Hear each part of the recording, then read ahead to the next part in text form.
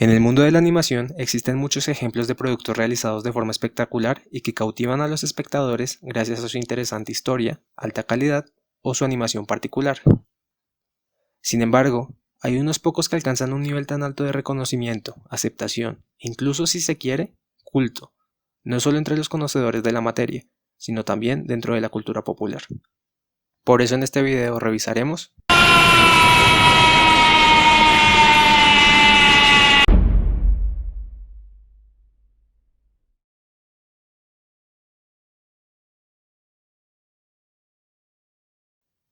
Desde un inicio hay que dejar algo muy claro, sin importar si te gusta el mundo de la animación o no, o si prefieres otro tipo de entretenimiento, es innegable el hecho de que Dragon Ball ha marcado la historia de manera significativa, y que sentó las bases para la construcción de historias que muchos autores usarían años más tarde, teniendo gran éxito también.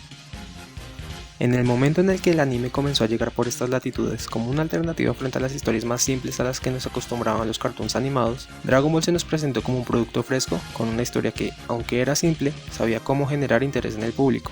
Logró captar la atención de los jóvenes al punto de que hoy en día no es raro encontrar adultos fanáticos de la franquicia, y es que no es de extrañar, Dragon Ball nos llevaba a conocer a un protagonista simpático e inocente, que buscaba las esferas del dragón acompañado de un grupo de personajes agradables y con rasgos marcados de personalidad. Esto, de la mano de un mundo plagado de enemigos y organizaciones poderosas, además de secuencias intensas de pelea, dotaba de un encanto particular al universo de Dragon Ball. Claramente el tono de la serie era alegre y cómico, no fue hasta la llegada de Piccolo Daimao que las cosas se empezaron a tomar con un poco más de seriedad. Las escenas de acción abundaban, y sucesos como la muerte de Krillin dieron el ambiente que la historia necesitaba para avanzar. Ya al final de Dragon Ball teníamos a un Goku mayor que había vencido a la descendencia del primer Piccolo y cuya habilidad en combate había aumentado enormemente.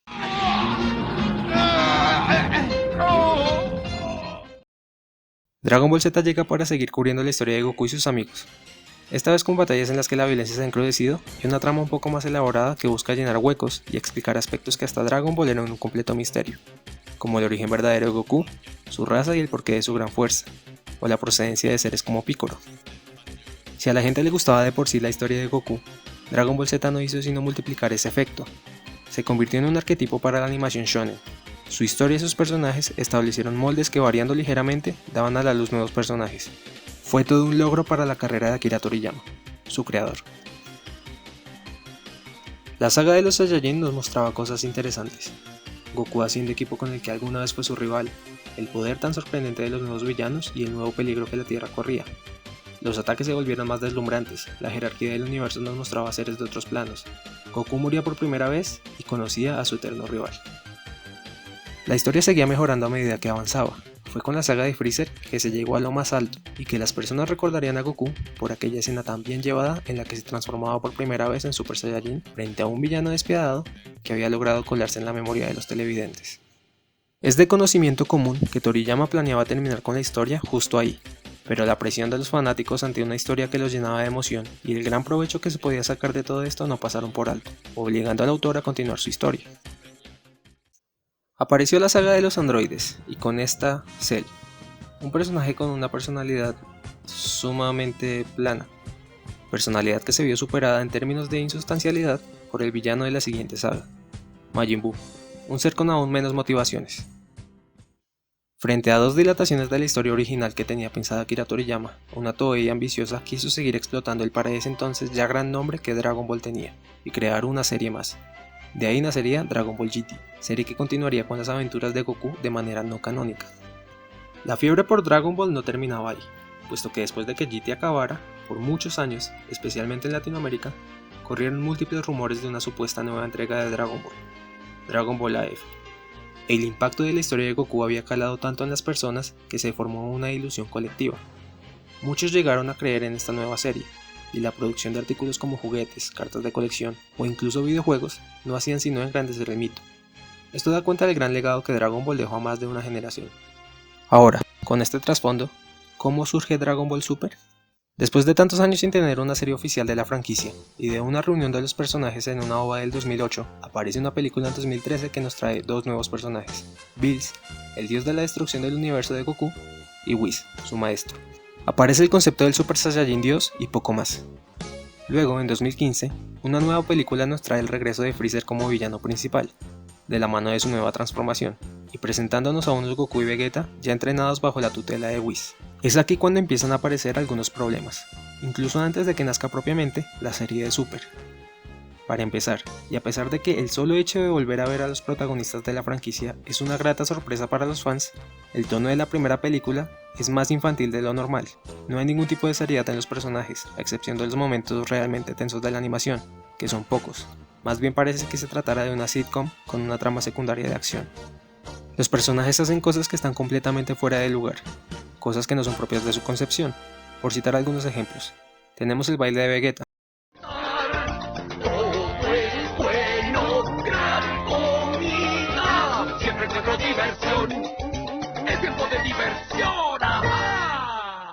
Y Goku implorándole a Bills, perdiendo así toda su actitud guerrera de antaño. Eso fue muy patético. Sí. En la siguiente película el tono mejoró. Dejó de ser tan infantil con respecto a su predecesora. Vegeta y Goku tenían nuevos diseños y el Emperador del Mal hacía su aparición, presentándonos ahora su nueva forma. Las cosas parecían mejorar un poco, pero ahora sí entra en el campo Dragon Ball Super.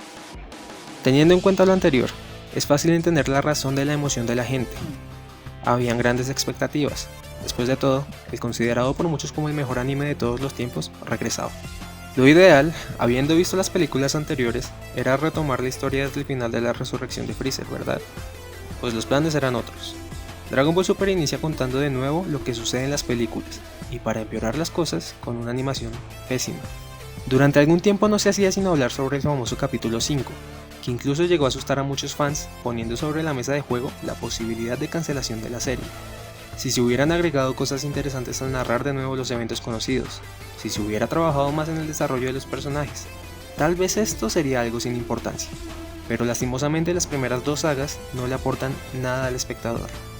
La tan esperada serie se hizo esperar aún más para mostrar algo nuevo.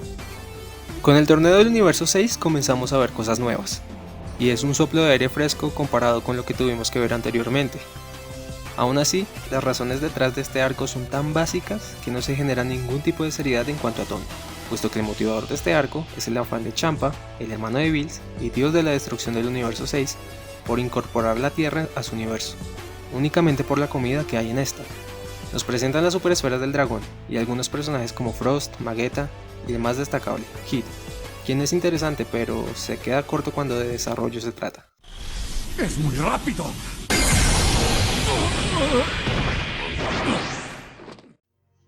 Llega la saga de Black, y queda más que claro que el foco central del argumento, no solo de la saga, sino ya de la franquicia en general, se centrará en Goku y Vegeta. Esto realmente no es algo reprochable. Goku es el protagonista, así que por obvias razones seguirá estando en el centro. Por otro lado, Vegeta ha tenido un desarrollo impresionante, desde sus días como villano cuando llegó a la Tierra hasta conformar una familia con una terrestre.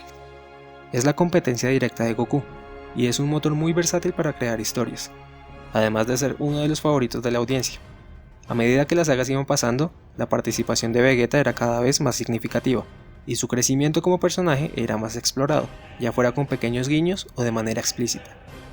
La saga de Black pudo haber sido la mejor de toda la serie, tenía todo lo necesario para ello.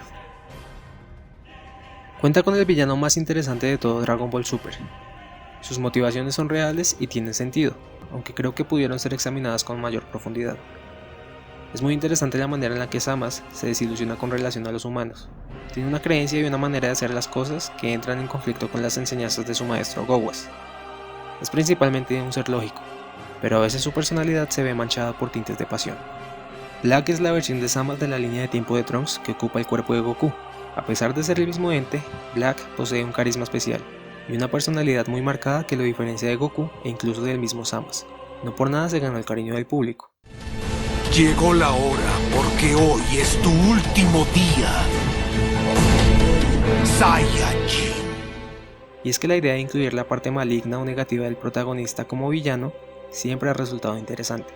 Es algo que se ha visto en películas, libros, series e incluso en Dragon Ball. Aparece de nuevo Trunks del futuro, personaje que hizo su debut en la saga de los androides en Dragon Ball Z. Trunks es producto de un mundo distópico que permanece en una guerra causada por los androides. Su vida entera se ha desarrollado en un mundo en ruinas, así que todas sus fuerzas están enfocadas en llevar la paz a este. Es un personaje sumamente interesante, Destaca frente a su contraparte de la línea de tiempo principal por su carácter y madurez al afrontar las situaciones adversas. A diferencia de su padre, Trunks no se deja llevar por su orgullo y siempre busca la salida en la que todos salgan mejor librados, lo que significa que, si puede evitar alguna confrontación, lo hará. Trunks es de los favoritos de los fanáticos, desde aquel momento en el que cortó en pedazos a Freezer hasta cuando le hizo frente a Cell. Y viajes en el tiempo, un tema que siempre genera interés en el público. La posibilidad de saber qué pasaría si siempre ha atraído al ser humano, ese gusto por lo que no es y ya no fue, por ver las alternativas frente a un hecho, es algo que siempre ha estado presente. ¿Qué sucedió entonces? Tanto Black como Trunks fueron desaprovechados, en especial este último. Su personalidad varía significativamente con respecto al Trunks que todos conocíamos. Parece faltarle esa voluntad que tanto lo caracterizó en sus batallas contra los androides, y en el momento crucial de la batalla surge con una transformación sin justificación alguna. Los power-up como vehículos narrativos a favor de la trama no son algo nuevo en Dragon Ball, pero no se pueden seguir utilizando los mismos recursos argumentales que se utilizaban hace más de 20 años. Las personas ya han pasado por mucho. Dragon Ball no es el único producto audiovisual que han visto, y eso es evidente. Ahora más que antes se deben crear historias bien articuladas para satisfacer a los consumidores, que ya no se tragan las historias básicas de antes con sus plot holes y pobres desarrollos. Los viajes temporales solo enredaron de manera innecesaria la trama, lo cual es cuanto menos gracioso, puesto que ya se había tocado este terreno sin necesidad de generar tanta confusión. Y por lejos, lo peor de todo, la solución del conflicto. En el momento en el que Goku y Vegeta se dan cuenta de que no son capaces de hacerle frente a la amenaza de Zamasu y Black, Goku llama a Zeno, el dios de todo, a través de un dispositivo que éste le había entregado, para decirle que Zamasu está provocando todo un alboroto, y acto seguido, presenciar la eliminación del villano a manos del dios. Lo que hace unos instantes era una amenaza, pasó a convertirse en un mero chiste. Ya no hay ingenio por parte del héroe a la hora de solucionar los problemas. Hasta ahora no se ha creado una situación de riesgo real en la serie. Los dos primeros arcos ya los conocíamos, y sabíamos que todo terminaba bien. El torneo del universo 6 no tendría repercusiones de gravedad para los protagonistas ni para nadie. Y ahora, todo el apuro es solucionado por un ser omnipotente. Virtualmente siempre existirá la posibilidad de resolver los encuentros de esta manera, haciendo que el combate en sí carezca de sentido. Por si eso no fuera suficiente ya, desecharon a Trunks, un personaje que pudo haber sido una ficha crucial en el siguiente arco, el Torneo del Poder. A estas alturas la animación había mejorado bastante desde el nefasto capítulo 5, pero es en la última saga que este apartado alcanza cuotas de calidad altísimas. La animación es tan buena que me atrevo a decir que en ocasiones logra rivalizar con la animación de las películas, e incluso por momentos superarla. El trabajo visual es impecable, y realmente satisfactorio para ver. Asimismo, las batallas son visualmente impactantes, son todo un deleite visual, explosiones, efectos de sonido, todo muy bien llevado para dar el mejor de los resultados. Desafortunadamente son más las cosas malas que las buenas. Antes un poco de contexto. En el torneo participan los 12 universos, cada uno representado por 10 miembros que lucharán para determinar cuál será el universo ganador, y por tanto, el que tendrá el privilegio de seguir existiendo. Además de eso, el participante que gane podrá pedir un deseo con las superesferas del dragón, lo que significa un deseo libre de restricciones. Siendo este el arco con mayor número de personajes, considero que es el mejor momento para hablar de estos. El equipo del universo 7 está conformado por Freezer, Krillin, número 18, número 17, Goku, Vegeta, Gohan, el maestro Roshi, Ten Shin-Han y Piccolo. El problema es que este, evidentemente, no es el mejor equipo que se pudo haber formado. Goku y Vegeta son elecciones obvias, pero la aparición de Super no ha tratado con amabilidad a su protagonista. Goku ha sido el personaje que más afectado se ha visto por los cambios de enfoque que la serie ha decidido tomar. Pasó de ser aquel personaje no muy brillante, pero con una inocencia y encanto particular, a ser un completo idiota.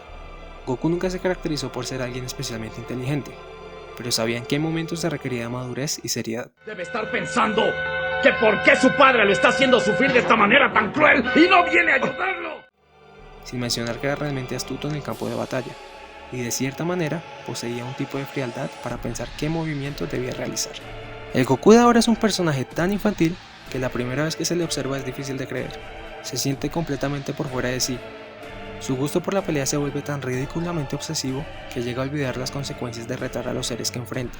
No tiene ningún tipo de crecimiento. Toda la experiencia que adquirió, aunque perceptible en escenas de acción, parece no haber imbuido su carácter. No entiendo, ¿acaso eso es normal? Es a lo largo de este arco argumental que su actitud infantil comienza a mermar un poco y que se puede recuperar algo del Goku clásico. Pero de igual manera resulta decepcionante que sea justamente el rostro de la franquicia el que peor desarrollo haya tenido. Vegeta, como mencionaba anteriormente, se ha desenvuelto de una manera sobresaliente. No solo han evolucionado sus poderes, sino su personalidad también. Sigue teniendo en mente el objetivo de hacerse más y más fuerte, pero ya no busca específicamente sobrepasar a Goku. Su familia es ahora mucho más relevante en su vida, y es el motor que le impulsa para seguir luchando. Todo lo que soy. Los dos somos distintos. Hay ocasiones en las que se preocupa más por el bienestar de la Tierra que el mismo Goku. Mantiene su orgullo, pero ya no es el mismo arrogante que llegó al planeta. Si se trata de salvar el universo, no importa si Freezer es un villano o no. Hablamos de una adición fundamental y de un guerrero que está al nivel de los Saiyajin protagonistas. Su falta de empatía frente a los guerreros rivales representa una ventaja para el universo 7, al no tener contemplaciones para eliminar adversarios. Las motivaciones de Freezer no cambian mucho, pero parece que lo vivido le ha servido como aprendizaje. Al igual que Vegeta ha evolucionado, entiende que hay seres más fuertes que él y actúa en consecuencia. Piccolo es un miembro clave. Su poder ya no se compara al de Goku o Vegeta, pero sigue siendo alguien muy fuerte. Además, su principal atributo no radica en su fuerza ni poder. Piccolo es un estratega.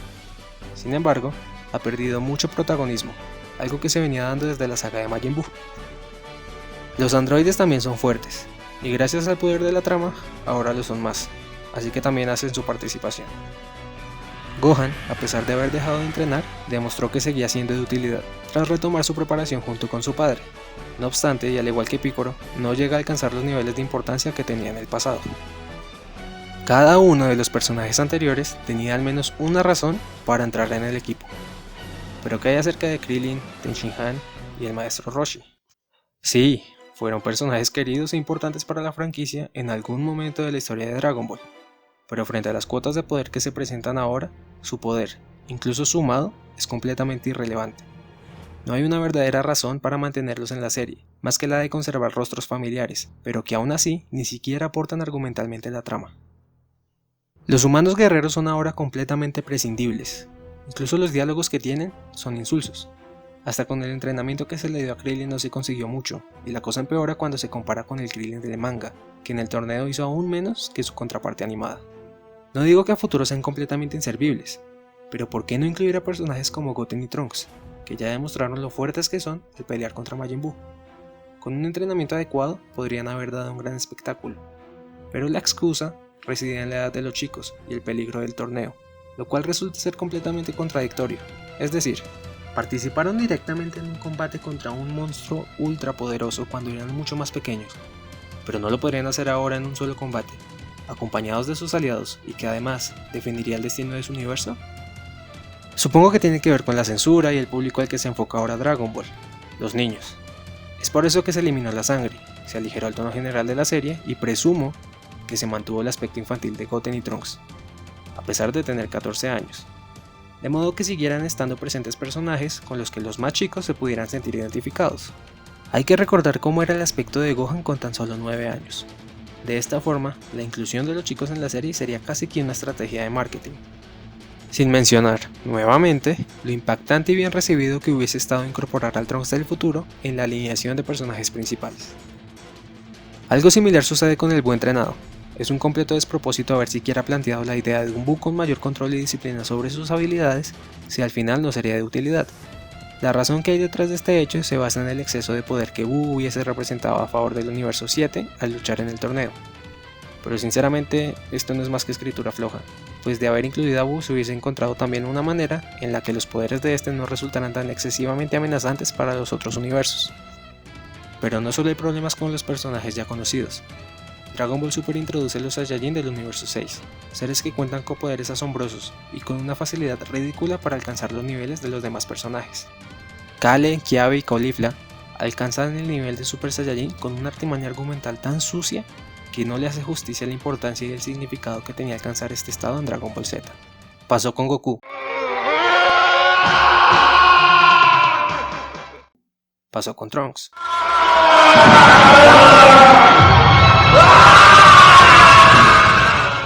Pasó con Gohan. E incluso con Vegeta.